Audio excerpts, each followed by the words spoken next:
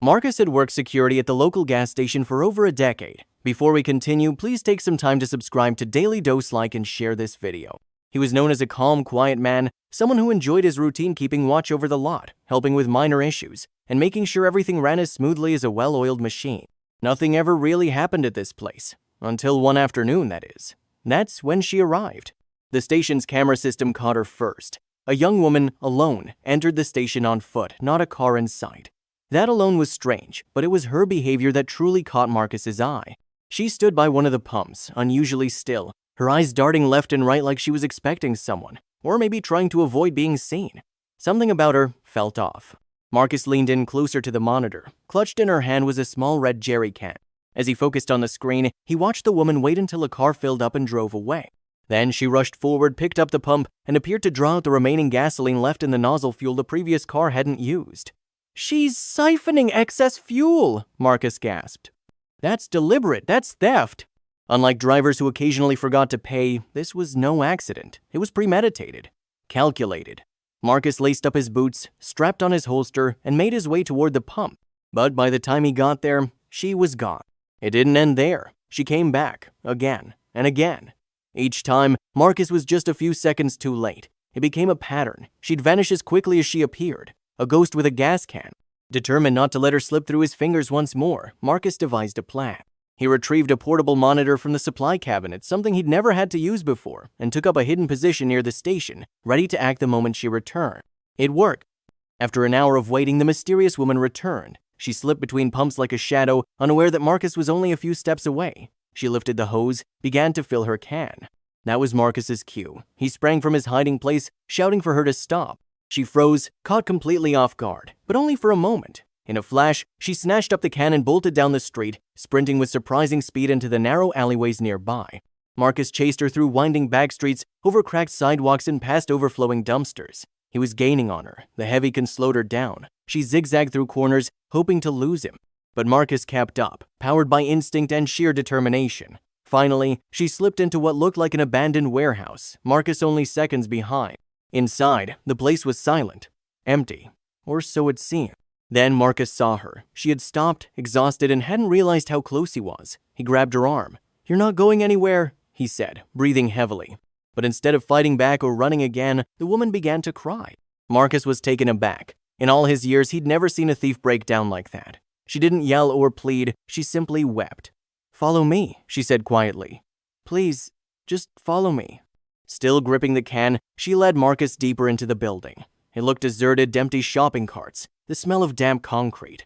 But then he heard something. Faint voices, movement. And then he saw them. Dozens of people emerged from the shadows, men, women, and children. Many of them were huddled together on makeshift mattresses, surrounded by stacked food cans and tattered blankets. Some cooked over small fires made from tin cans. This was no warehouse. It was a shelter, a secret refuge. A little girl approached and shyly took the jerry can from the woman, who bent down and whispered, "Give this to your father, Lucy." The security guard watched in stunned silence. "What is all this?" he asked.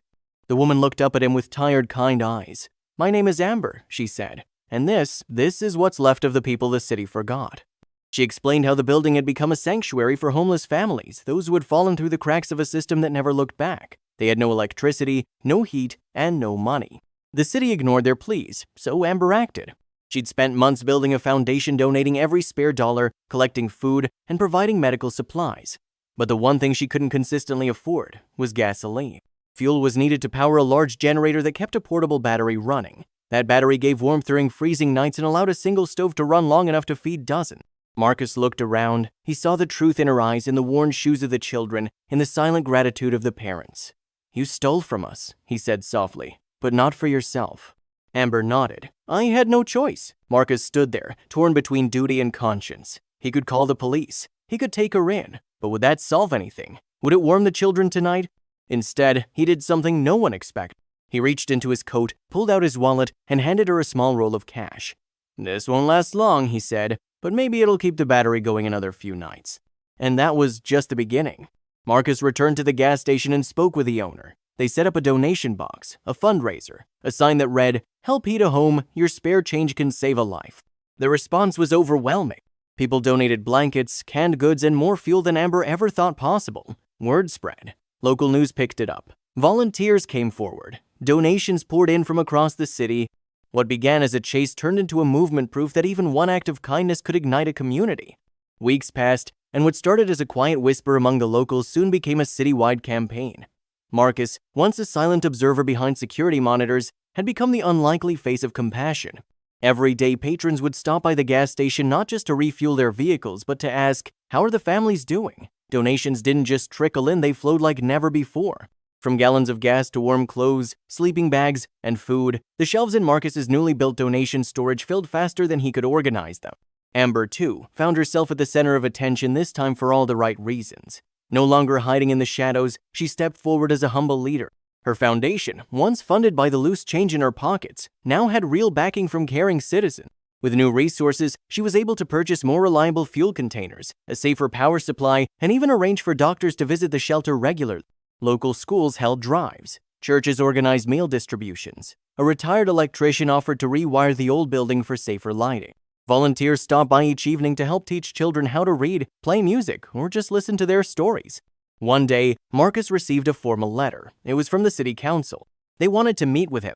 Apprehensive yet hopeful, Marcus attended the meeting dressed in his usual uniform, no suit, no tie, just honesty.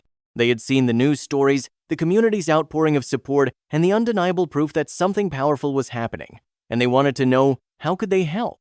The result? A grant from the city to refurbish the abandoned building into a legal safe shelter. What once was a hidden cold space became an officially recognized refuge, heated, lit, and structured. Marcus was appointed as the community liaison, working directly with city officials and local leaders to ensure the needs of the residents were met with dignity and care.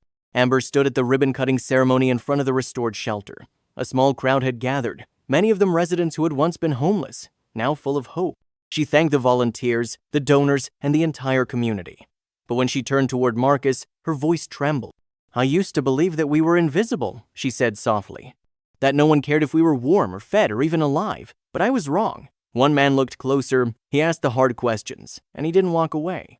Tears welled in many eyes that day, especially Marcus's. He had simply followed his duty at first, chasing what he thought was a petty thief. But the path that unfolded revealed not a criminal, but a hero in disguise and an entire community waiting to step up. Months later, the shelter continued to thrive. New families came in from the cold. Former residents moved on to find stable housing and jobs. Amber's foundation expanded into a nonprofit, partnering with schools and health clinics. And Marcus? He kept his post at the gas station, but now with a new purpose. He wasn't just the man behind the cameras. He was the man who had helped turn one act of desperation into a city's greatest act of unity. He often reflected on that day, the day he ran after a girl with a red jerry can, how it became the beginning of something far greater than he ever imagined. This story, like so many real stories, reminds us that sometimes those who appear to break the rules are doing so out of necessity, not malice. It reminds us to look closer, to ask questions, to care. Because when we take the time to listen, we may just find that the person we were about to judge is the one who needs our help the most. And if we have the courage to respond, we may not just change their life, we might just change our own.